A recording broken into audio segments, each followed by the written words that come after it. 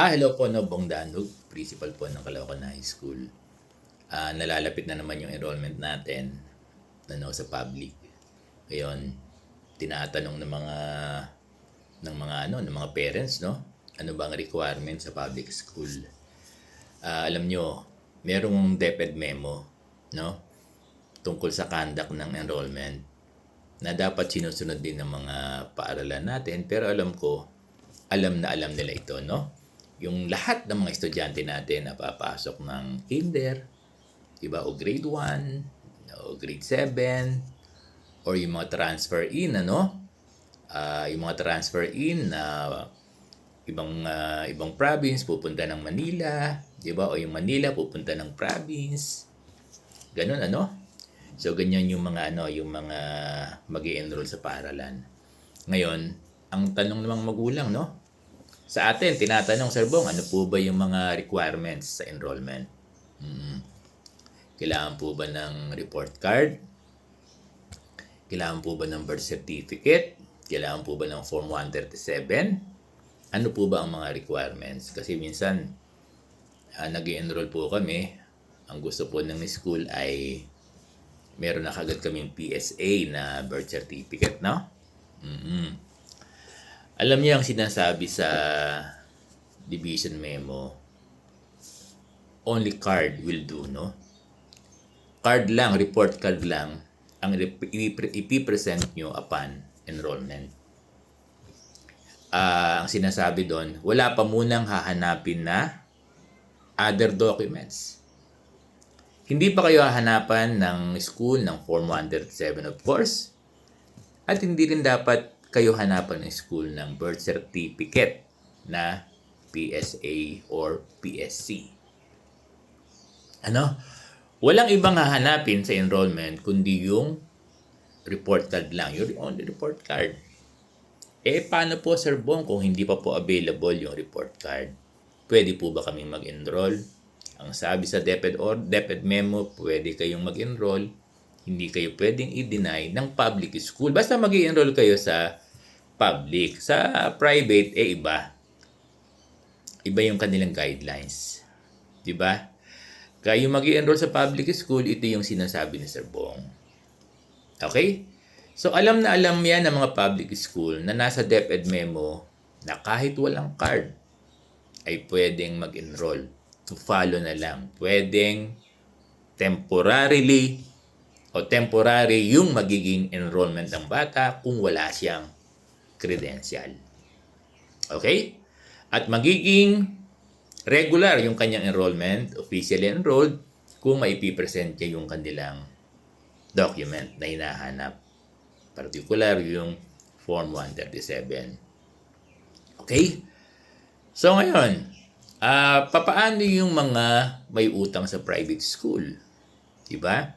Na wala pang card, siyempre hindi pa rin nila yung Form 137 naman, ay kukuhanin niya ng advisor. Alam na yan. Pagpasok ng school, parang nabulol ako i-require na yan. Pag nagsisimula na yung klase, magsisimula ng mag-request, magsabi sa inyo na kailangan ng ibang documents.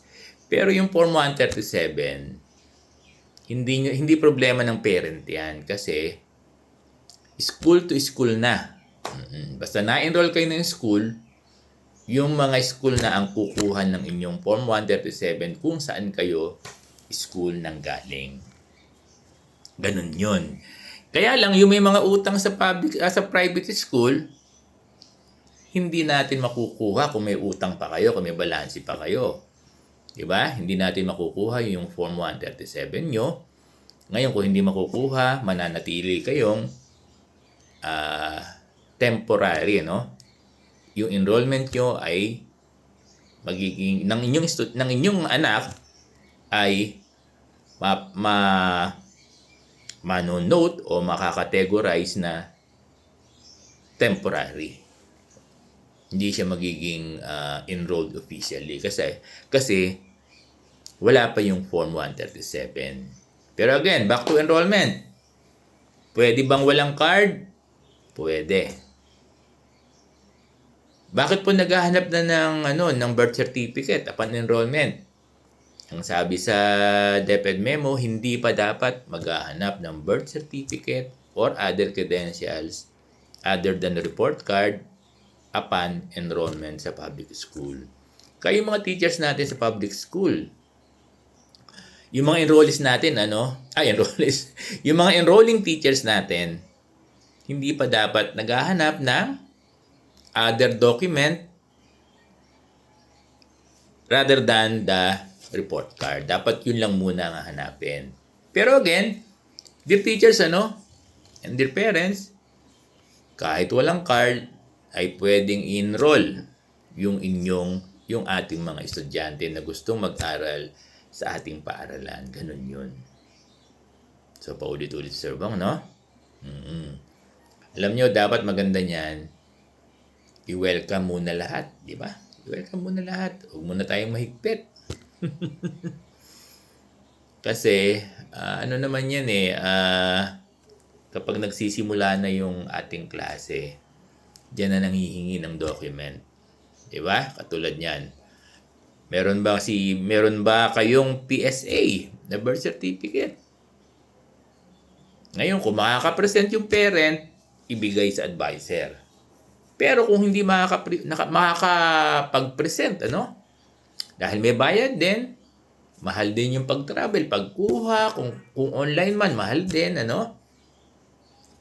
At ayaw gumastos na ng parent, alam niyo, pwede rin yung mga document katulad yung civil registry, na di ba yung binibigyan kayo ng birth certificate na galing sa hospital, tapos pinaparegister nyo, pwede yun. Pinaparegister sa city, pwede yun. Or, certification ng barangay, kahit na hindi birth certificate. Basta nandun yung full name, yung address ng bata. Pwede yun. In the absence of birth certificate. Baptismal certificate, basta kompleto yung details ng bata. Pwede rin yun. In the absence of the PSA birth certificate. Pero hindi ko sinasabi na huwag kayong kumuha. Siyempre, mas maganda pa rin kung meron kayong PSA na ibibigay. Ganun na sinasabi ni Sir Bong. No?